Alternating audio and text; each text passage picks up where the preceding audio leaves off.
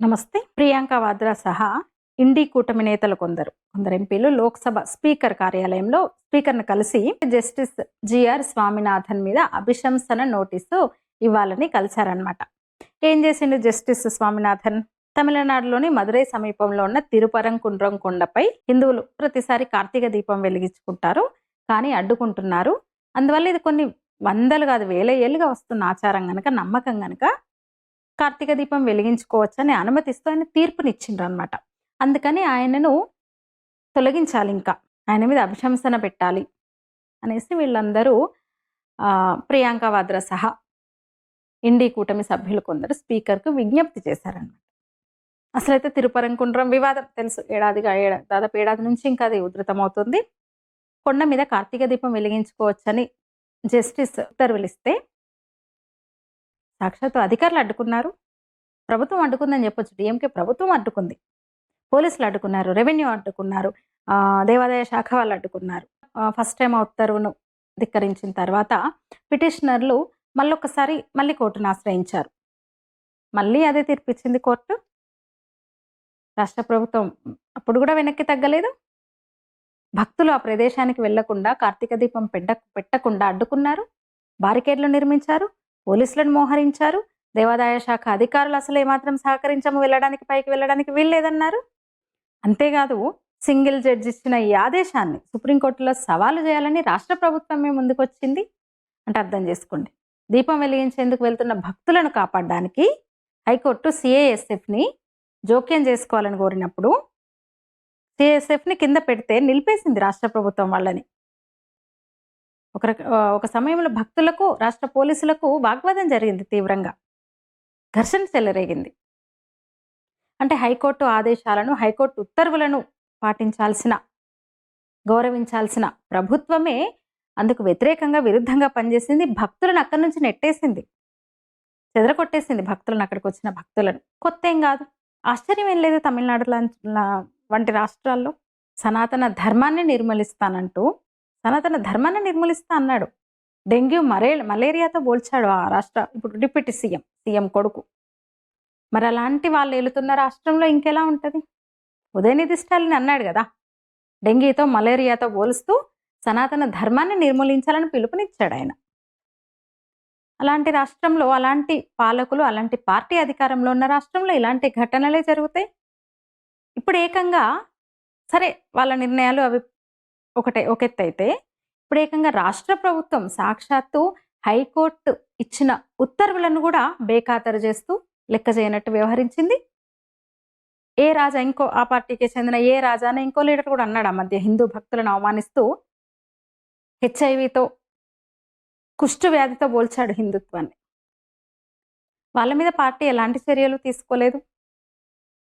ఇద్దరు కూడా ఇప్పుడు ఒక మెయిన్ పొజిషన్లో ఉన్నారని చెప్పొచ్చు, డిప్యూటీ సీఎం ఏకంగా ఆయనైతే.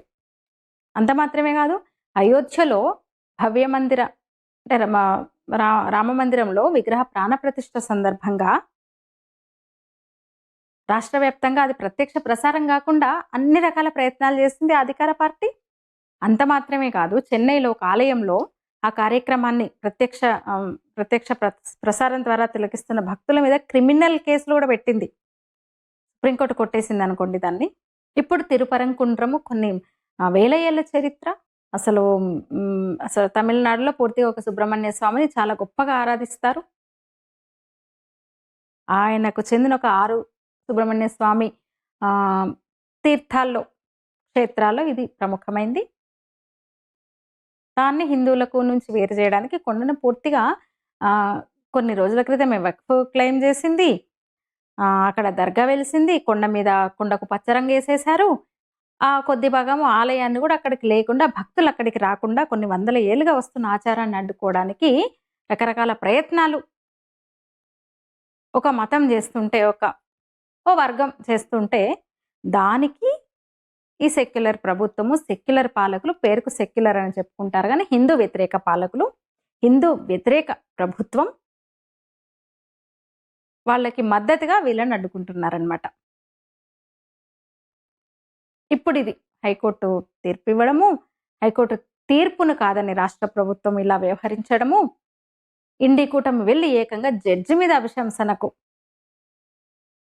అభిశంసన పెట్టాలనడం ఇదంతా ఒక రకంగా దేశవ్యాప్తంగా ఒక ఇదే ముఖ్య వార్త అయిందని చెప్పొచ్చు.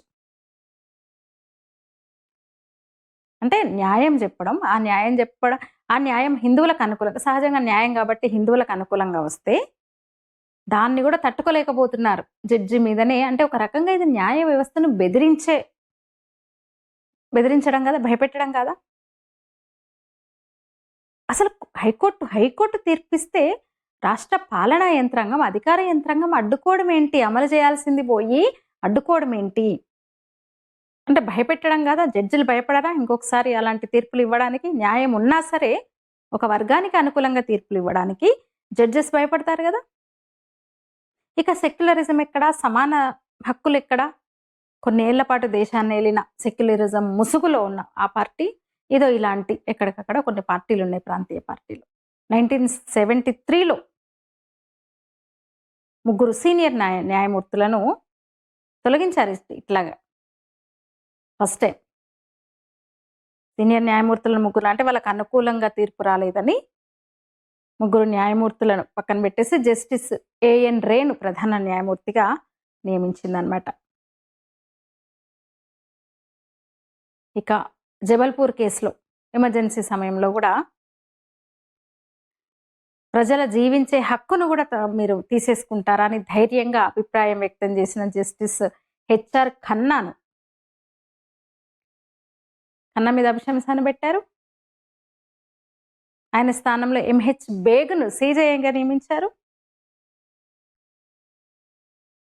అంటే న్యాయ వ్యవస్థ మీద కూడా న్యాయ వ్యవస్థను బెదిరించడము, ప్రతీకారం తీర్చుకోవడము, జడ్జిల ముందుకు సాగకుండా చేయడము కొన్నేళ్లుగా నడుస్తూ ఉందన్నమాట. వాళ్ళ మీద కూడా న్యాయ వ్యవస్థ మీద కూడా ఇట్లా కుట్ర చేస్తూ వస్తున్నారు కొన్ని పార్టీలు. ఎమర్జెన్సీ టైంలో 21 మంది హైకోర్టు జడ్జిలను బదిలీ చేశారు అప్పటికప్పుడు. అంటే తమకు అనుకూలంగా లేని వాళ్ళను, అనుకూలంగా తీర్పులు ఇవ్వని వాళ్ళను, తమ ఎజెండాకు అనుగుణంగా వెళ్ళని వాళ్ళ మీద ఇట్లాంటి చర్యలు అనమాట, ప్రతీకార చర్యలు. మొన్న 2018లో ప్రతిపక్ష పార్టీలు జస్టిస్ లోయా కేసు మీద అప్పటి సిజేఐ దీపక్ మిశ్రాను కూడా అభిశంసించడానికి చాలా ప్రయత్నాలు చేశారు. అయితే రాజ్యసభ చైర్పర్సన్ ఆ ప్రతిపాదనను తిరస్కరించారు. అంటే వాళ్ళ ఉద్దేశం స్పష్టంగా ఉంది, రాజకీయాల్లోకి న్యాయ వ్యవస్థలోకి కూడా చొరబడి బెదిరించడం, భయపెట్టడం అన్నమాట. 2023లో వెస్ట్ బెంగాల్లో టీఎంసీ అనుబంధ న్యాయవాదులు జస్టిస్ రాజశేఖర్ మంథాను బంధించారు, కోర్టు గదిలో దిగ్బంధించారు. ఆయన ఇచ్చిన తీర్పు బీజేపీకి అనుకూలంగా తీర్పు ఉందని, నెక్స్ట్ మీరు విచారణ జరగడానికి వీల్లేదని అవమానించారు ఆయన న్యాయవాదులు, టీఎంసీ అనుకూల న్యాయవాదులు.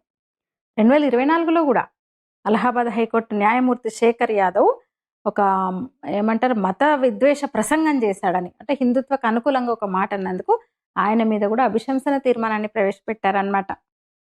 55 మంది ఎంపీలు సంతకం చేసి మతపక్షపాతం చూపించారని ఆరోపించారు ఆయన మీద. ఇప్పుడు తాజాగా జస్టిస్ జిఆర్ స్వామినాథన్ మీద అభిశంసన నోటీసును ఇండి కూటమి డిఎంకే వాళ్ళతో కలిసి ఇచ్చింది. అందులో 120 మంది సంతకాలు చేశారు. 120 సంతకాలు సేకరించింది డిఎంకే. ఇక తిరుపరంకుండ్రం ఈ కేసుకు సంబంధించి ఇంకొక అప్డేట్ ఏంటంటే, మద్రాస్ హైకోర్టు సీరియస్ అయింది, ఏం తగ్గలేదు.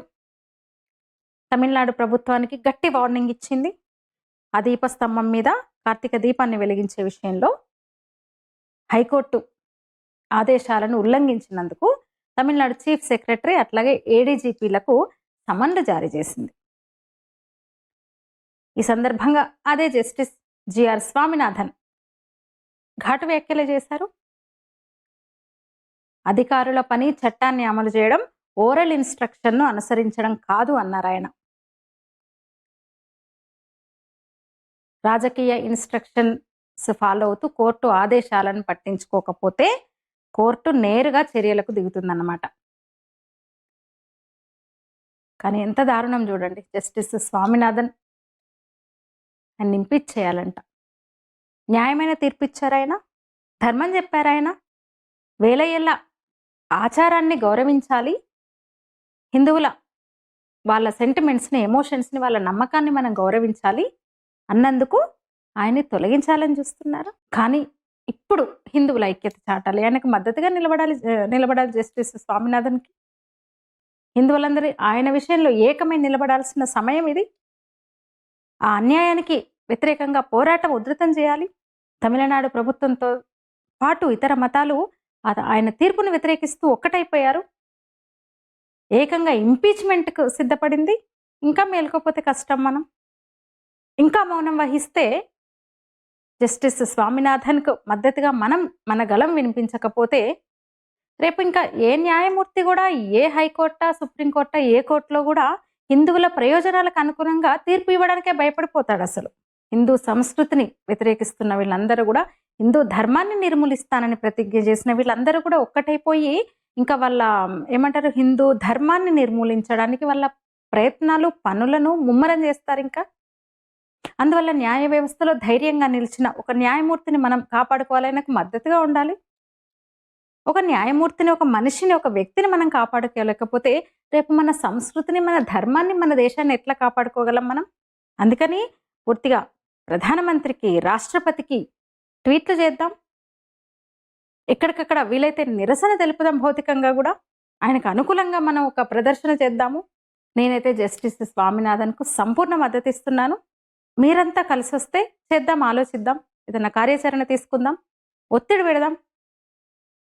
ముందైతే పిఎంఓకు, రాష్ట్రపతికి వాళ్ళని ట్యాగ్ చేస్తూ స్వామినాథన్కు మద్దతుగా మనం ట్వీట్లు చేద్దాం.